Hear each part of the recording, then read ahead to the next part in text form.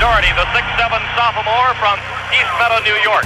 Leadership is learned. A starter on Coach Dean Smith's legendary 1982 Tar Heels National Championship team with Michael Jordan. Jordan comes down with a rebound. Clears it away to Doherty. Doherty going in against Floyd for the layup. It's good. Leadership is earned. Head coach at the University of North Carolina and the University of Notre Dame. You notice Matt Doherty, he is up working every second of this ball game. Leadership is taught. Public speaker, author, and executive coach.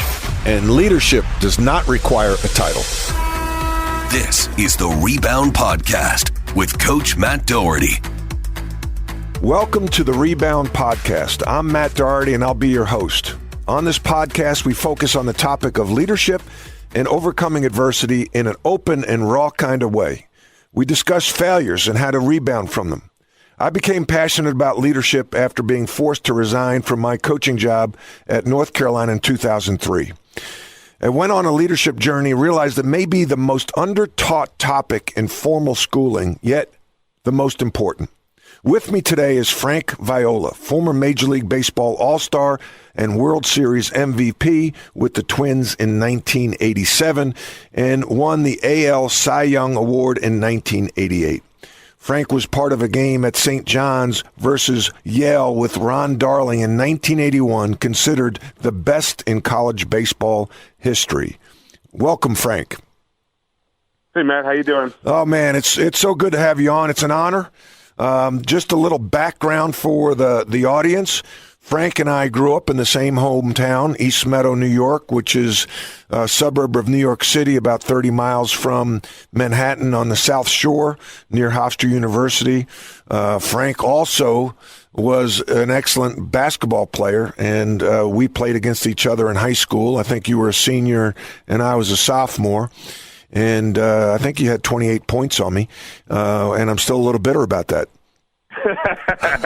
Yeah, but what people don't know is that we finally got to the point where we could go up against the holy trinities of the world. That's where Matt went to school, and they were an elite basketball program at that time. So we were good enough in our senior year to be able to play. And what Matt just said is I scored a lot of points, but what he didn't say was I think we stayed close throughout. We only lost by like 5 or 7 points, if I remember correctly, but I gave up like 35 to him. So I think that was the difference in the ball game. Yeah. So as good as I did offensively, my defense wasn't too sound. I don't know about that. But anyway, that's great. It's really cool and so proud of your career. Obviously followed you very, very closely. And it's really neat. You had a great Hall of Fame career. And here I am, typical New Yorker. I'm going to ask you about your biggest disappointment as a player and how you overcame it.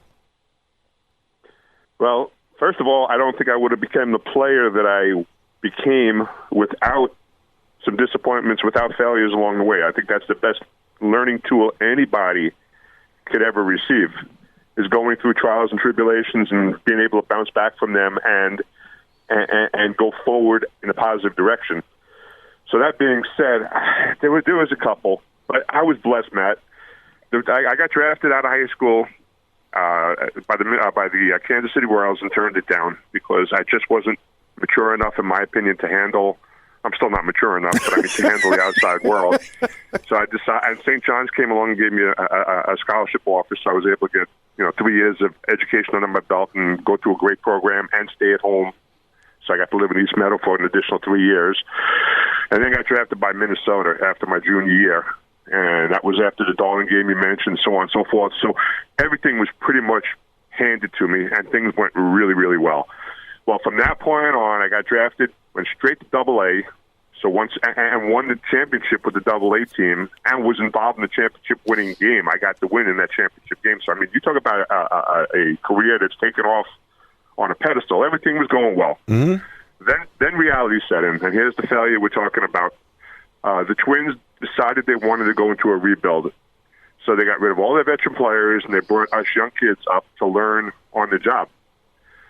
It's a wonderful thing if you're able to persevere through it, but it's also a humiliating situation because every time you go out there, you feel like the world's coming to an end because you know you're going to lose, or you just don't know what you're doing, where you're going. So I guess I can't cry too much because I was learning in the big leagues, which a lot of people can't say. But there was somebody within the organization that said, you know what, instead of setting Frank down, let him keep going. Let him do this, because I feel he's got that intangible that he's able to work through it. Now, let me segue this by saying, if I didn't have a dad who listened really well and worked with me and heard me out, and then a wife a little bit later at that year who put up with me and my crap and my complaining, I don't know if I would have been able to work through it, because of everything on the outside would have been different from when I got to my job. Anyway, one day I just realized, you know what, this is ridiculous. I'm here for a reason. And my pitching coach came up to me before a start, and his name was Johnny Padres. He was a great pitcher in his own right. But he came up to me before a game in Seattle, and at this point in my career, Matt, I'm 11-25 with an over 5 ERA. I have no business being in the big leagues, and this is pretty much do or die. So he sat me down and he said, okay, here's what we're going to do today. Your catcher is going to call the pitch. You're not going to shake him off. You're going to throw that pitch. He's not going to move from the middle of the plate the whole game. He's not going to move. You're going to hit his glove. And I look at him going, like, my career's not bad enough. Now you're going to put me in this situation? Well, long story short, 8 innings later, I gave up 2 solo homers to Richie Zisk, walked off the field, no walks, 6 strikeouts, 6-2 win. And as I'm walking off the field at the end of the 8th inning, my pitcher coach, with a big smile on his face, said, what'd you just learn? I said, I guess I'm pretty good. He goes, no, you're damn good. You just don't understand that you're your worst enemy. And from that point on, my career took off. I had confidence. I knew somebody believed in me, and then I started believing in myself, and the rest of the career spoke for itself. Oh, man. There's so much to unpack there. I gave you a lot there, Matt. I gave you a lot. Yeah, like you gave me the whole buffet. You know, I feel like I'm at Borelli's walking through the buffet line. I want a little this, I want a little that. Like the fact that, I mean, I think that one thing, I work with corporate executives now, and you see people from the outside, and you see a big tall guy like you know, who was a great pitcher at St. John's, who's drafted. You think that the guy's got it together, right? And what we talk about in some of these workshops is the imposter syndrome. You know, like, am I really that good? Am I worthy? Should I be standing on this mound? You know, people are going to start to see that I'm a fraud. I'm not really that good. You had that feeling? At times. Yeah. You know, you feel like a mental midget at times. It's like, wait a second, this game is not that difficult. I'm making it real difficult. But then you take a step back and you go, you know what? This game is difficult. You know, it's like, you know, and you talk about following careers. I absolutely loved watching your career. You know, when you went to North Carolina, got the opportunity to play with Michael Jordans of the world stuff. I mean, you talk about the greatest of times. Your stories are, I'd love to sit down and just hear all those stories all over again. Well, we'll have to. But I'm just saying, but I'm just saying, what, even Michael struggled. I mean, you know, stories that he got cut in junior varsity or whatever the case may be. People doubt themselves at any level, at any time. And I'll tell you what, I might be tough as hell when you look at my career on the mound, but I doubted myself. I mean, the night before, I had irritable bowel. I mean, I was a nervous wreck the night before. My whole career. Really? Before every start. Yeah, because you just question and you doubt yourself a little bit. But then once I got on that rubber, once I got on that mound, it was my mound, and I was a totally different person. But it was just getting there that was the hardest. Once I got there, I was fine. How did you get there? Who was there to help, or what kind of self-talk did you use to manage the mindset? Because the mind can really be tricky. Yeah, no question. Well, first of all, it was my family. They all believed in me. And then, as I said, when you have people in the organization that feel a certain way about you, all of a sudden you start feeling that way about yourself. It's like you have to win people over before you win yourself over sometimes, if that makes any sense. You know, I just felt, I guess the best way to put it, I felt like I needed to be wanted. And I think once I realized people wanted me and liked me and needed me, all of a sudden I liked and needed myself. I never liked myself a lot growing up. I mean, I had self-doubts about myself all the time. Really? I really did. You know, I not to take anything away, but I mean, we're old school, Matt. Right. My dad, when he spoke, I didn't talk back. So I kept a lot of stuff inside that I really would have liked as I was growing up to be able to spew out. You know, hey, I don't like what you have to say right now. I don't think you're right, Dad. But I never said any of that.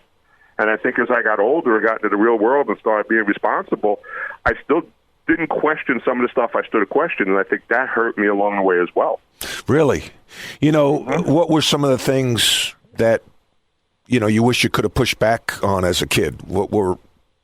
just you know, Dad saying, you're not doing this right. And then instead of explaining to myself, hey, this is the reason why I'm doing it, I just said, yeah, you're right, Dad, and I just walked away. Right. So it was nothing major catastrophe for a while. I mean, God, Yep. Dad's looking down at heaven from now, and he was a good dad, but he was also a domineering dad at times, and it was very frustrating to be able to get words in edgewise, when you didn't have that opportunity. Yeah.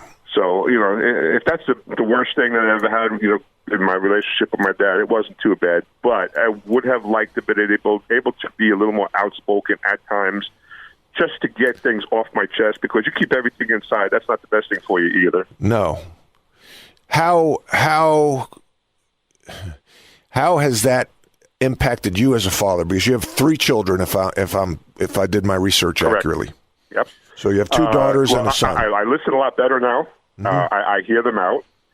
I do have my dad syndrome somewhat at times. It's like I'm very short with them, as in the earlier years. Mm-hmm. As they gotten older, our relationships have gotten so. We were always close as a family. Don't get me wrong, but being a baseball player, as you know, being a basketball player, coach, so on and so forth, you're away from the kids so much, and you miss so much of their growing stages.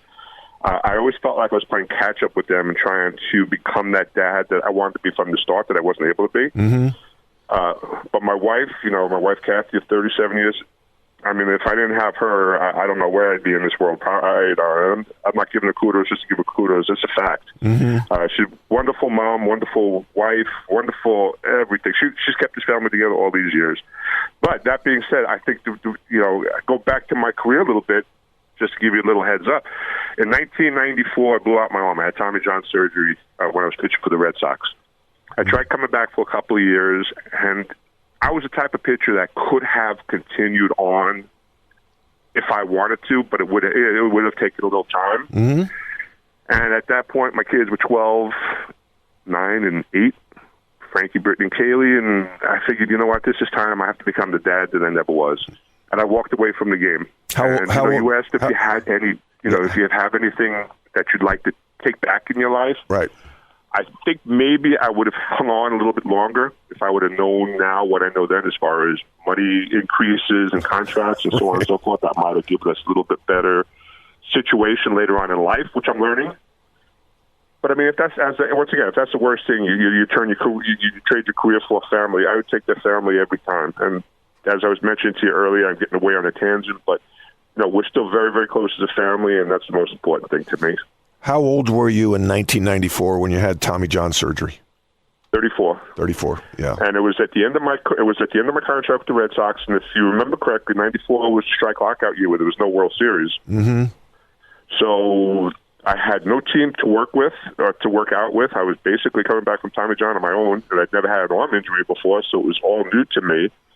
I just didn't do it the right way. And, fortunately, my arm's good. I can still go back and practice today. So, I mean, as far as that stuff goes, I'm okay. But it would have been nice to be able to. I think I ended up with 176 wins in my career. 200 would have been nice if I would have held on a little bit longer. But once again, if that's the worst thing I'm going to complain about, that's not too much to complain about. No. But it's hard. It's hard because there are constant reminders. I just came out with a book, Frank, and I'm going to send it to you whether you want it or not. But it's called Rebound from Pain to Passion. And I talk about in the book triggers, and I talk about driving over the bitter river. And as we drive over this river, we pay a hefty toll. There's no guardrails. The wind's blowing. It's a winding road. And something can trigger you, and then you want to drive off the road and go into the river. And for me, it's, North Carolina wins a national championship, or a coaching contemporary of mine signs a $5 million a year contract for 5 years, guaranteed. And are there triggers that you have to deal with that you see, well, I should have, I could have, or, man, I was better than that guy, if only if? Any of those types of triggers? Maybe not only as a player, post-playing career, but maybe now as you're a manager in the minor leagues. Well, I think that part of it, absolutely. They're all over the place, Matt. I agree. I think that's a wonderful, wonderful way of putting things. I mean, when you explain that right there, the Bitter River, I mean, boom, that hit me right there. I understand fully what you're talking about because I was there. I lived it in certain ways as well. But I don't have any dread. There's nothing in my playing career that I really would say I was bitter about because I always was treated fairly. And whether I did poorly or did well, it was me that did it. So I had nobody to blame but myself in that regard.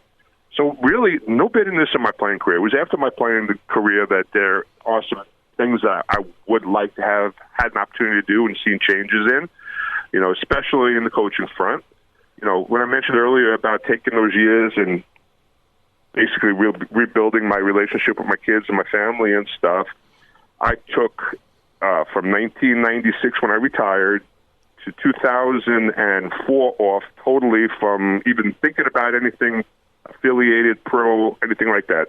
What I did was I went and coached at Lake Highland Prep in Orlando, Florida, which was where my kids went to school. So I was the varsity baseball coach there for 8 years. Mm-hmm. And it was a wonderful time because I got to spend every day seeing my kids and had a pretty good program. But I also traded in a lot of years of if I would have kept on going, if I would have retired as a player in 96, but then went right into the coaching field, I think I would have had, if I fast forward everything, a lot more opportunities to become a major league pitching coach, which was what my dream was when I got back into coaching and affiliated ball. And just so you know, in a roundabout way for the viewers and stuff, after I did the high school ball, I did 3 years of collegiate summer league in Leesburg, Florida, so I was still at home. I got to that point where all the kids earned their scholarships and went their separate ways and did their own thing in college and stuff. And at that point, my wife, Kathy, looked at me and said, "You got to get the hell out of the house. You're driving me crazy. you just got to go." So, you're wonderful. I love you, but, you just need that time alone really helps both of us, I think. Anyway, so I got back I went to the winter meetings in Orlando that year in 2009, and I interviewed with the Mets, and I guess the interview went well because they hired me as the pitching coach in Brooklyn to start with. And over an 8-year period, I went from the pitching coach in Brooklyn to pitching coach for 2 years in the South Atlantic League, which is Class A League. Then I made the jump to AAA in Vegas, where I spent 4 years as a AAA pitching coach there. So the Noah Syndergaards, the Jacob deGroms, the Steven Matthews of the world, those are the guys that I had with me for a couple of years at different levels. So, I'm feeling pretty good about myself finally as a coach. Mm-hmm. I'm doing something positive for these kids. I live this life. I'm helping them develop, especially the mental part of the game, because, as you know, sports is so much mental. Mm-hmm. So I'm feeling pretty good. And, the Mets decided to make a change here, change there as far as pitching coach goes, and I never got an interview, never had an opportunity. And that was my bitter pill to swallow in my life, because I really wanted to have that opportunity to see what I could do as a big league pitching coach, because I had numerous pitching coaches that I loved. I had a couple pitching coaches I couldn't stand, and I really believe I knew how I could help these players, but it never came to fruition. And I guess if that's the worst, once again, I'm not complaining, but I mean, for that Bitter River, that would have been it, because now, I'm happy. I'm working at home. I'm working with the High Point Rockers in the Independent League. I'm going back and forth to my house after games. I mean, I'm loving life. But that would have been one thing I would have liked to have lived in my life. Mm-hmm. How do you deal with that trigger? When you see a contemporary who you feel you were maybe as good as or better than, and he's got this major league job, and you see him walk to the mound, and you're watching the game, and you're like, damn. How do you manage that trigger and not go off the bridge into the Bitter River? Well, the easy way for me is I just don't watch baseball anymore. I mean, honestly, I don't watch baseball. Really? I don't like where, and this is not because I didn't get the opportunity. Don't get me wrong now. It's the direction baseball is going with the analytics and all the other stuff. Basketball is using every sport's using it, and I know there's a place for it. But the guys who are teaching it and dealing with it are the ones that never played the game. Right. You got to have some guys who have been there, done that, because your eyes as an ex-ball player and as a coach, my eyes as an ex-ball player and a coach, we see things that a guy who's never played the game doesn't see. And I don't need paper to know that, that's been it's not great. We can work on that. That kind of stuff. I guess that's what's frustrating to me, and seeing that, being the next starting pitcher, seeing that starting pitchers now, if you get to the lineup for the third time, they're looking down the bullpen to get taken out of the game because they're not good enough to handle the lineup the third time. That kind of stuff bugs me and eats at me, and I decided, you know what, my best pill to swallow is not to watch the game because it doesn't frustrate me as much by not watching. Yeah. Wow. I mean, I hate to say it because I love the game of baseball, but I'll take a football game, a basketball game any day right now over baseball because of that fact. Yeah. Well, that's how you and I got reunited, sitting next to each other at a Davidson basketball game. And, it's really, really cool. I miss those games. I can't wait for the fans to be able to get back to the games. I miss that, Matt. Right. No, I know. Frank, you talked about you had some good managers, some good coaches, and some bad coaches, not to name names. But what did the bad coaches do that you saw as a player that, you know what, if I get to coach, I'm not going to do it that way? I think first and foremost, most importantly, I guess that's the best way of putting it, you have to know as a coach the individual psyche. You can't lump a group of guys together and say, I'm going to treat everybody the same because everybody's different. And it's those coaches that took the time. I'll tell you who my favorite coach is to this world, not coach but manager, but Tom Kelly was the best at it. He won the championships. He was Twins manager in 87 and 91 when they won the World Championship both those years. He was my double-A coach when I first came to affiliated ball, so I knew him right from the beginning of my career throughout my first 9 years with the Twins. But Tom Kelly had a unique way of being able to separate the player and the person. He treated the player like the player. He treated the players like players. But off the field, he treated the player like a person. And he knew my family. He knew my, there was a time in my career, and I'll be the first one to share with you, I had a little bit of a drinking problem. Mm-hmm. You talk about ways to relieve pressure. Mine was drinking, and sometimes I went overboard. And Tom was there to say, hey, dude, slow down. You got a family back home. This is mostly on the road, but I mean stuff that, you have to have somebody basically watching over you. And he took the time and the effort to know me as a person and know when I was having a bad day and know when I might go off on the edge. And he said, before the game, he says, hey, be careful. Before I go out, he goes, hey, be smart. Don't be stupid, so on and so forth. And I think that's why I was able to live the life I live because of people like him who helped me along the way and got to know me. The poor coaches, Matt, are the ones that they don't take the time. They treat you like everybody else, and you can't put everybody together as a group because everybody's different, as I mentioned earlier. So I think when I became a coach, I thought that was my most important thing, was get to know the person first and then integrate that with the player. Because if I know the person and his psyche is not there, I'm not going to go yell at him in front of the team because I know he's not going to be able to handle it. That's when you take him, pull him over to the side and say, hey, I don't like what's going on right here. Or you got that one kid that says, hey, he's that big show-off type of guy, and every once in a while you got to put him in place. That's the guy you yell at in front of the crowd and say, hey, this is what I'm seeing, and this is what's got to stop.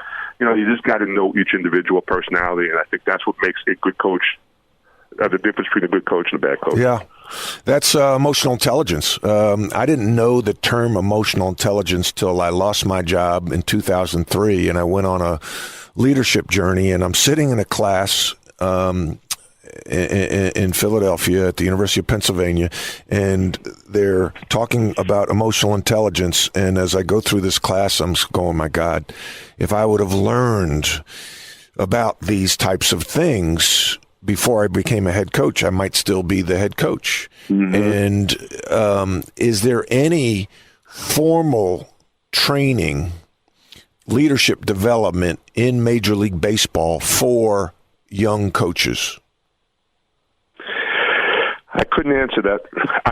I'm sure there's avenues to take. I just do not have an answer for you. I'd like to think there are, because these coaches are getting younger and younger, and they're more they're the age of the players now. So, I mean, the respect. See, the thing that scares me about the game today, and I think I can say this for most big-time sports, is at times the coaches aren't coaches anymore. It's like I think the player thinks he's more important than the coaches and everything else. You see that when you have the Hardens of the world saying, I want to be traded. Right. What happens? They trade them. In our day, we say we wanted to be traded. They look at you and say, hey, tough it out, kid. Let's go. I think the player today and the agents are the worst thing for the sport, and the fact that they're too outspoken. Just go out there, live with your contract, go with your contract, go with the team, make the team your best you can, and if you get traded, you get traded.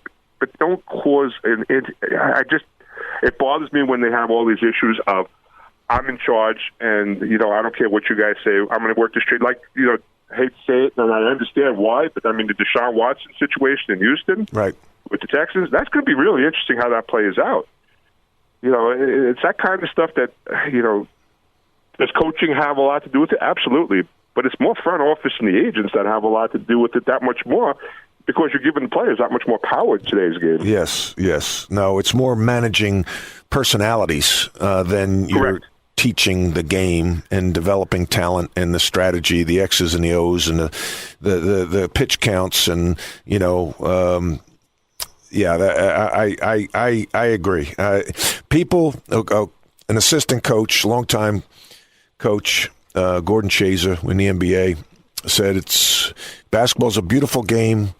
Crummy business, I can see that. No, it makes perfect sense. Yeah, it's just, the lifespan of coaches are very short, and you're really not coaching. You're managing personalities. Okay, you're a dad. You talked earlier about maybe you listen better. You've had a daughter who's an Olympic diver. You've had a daughter who's a volleyball player at Winthrop and now coaches at Davidson. You've had a son who was a baseball player, Frank III, who suffered Tommy John surgery. When they deal with setbacks and failure, how does Dad Viola talk to them? Well, mostly, I believe the most important thing is you have to be there to listen.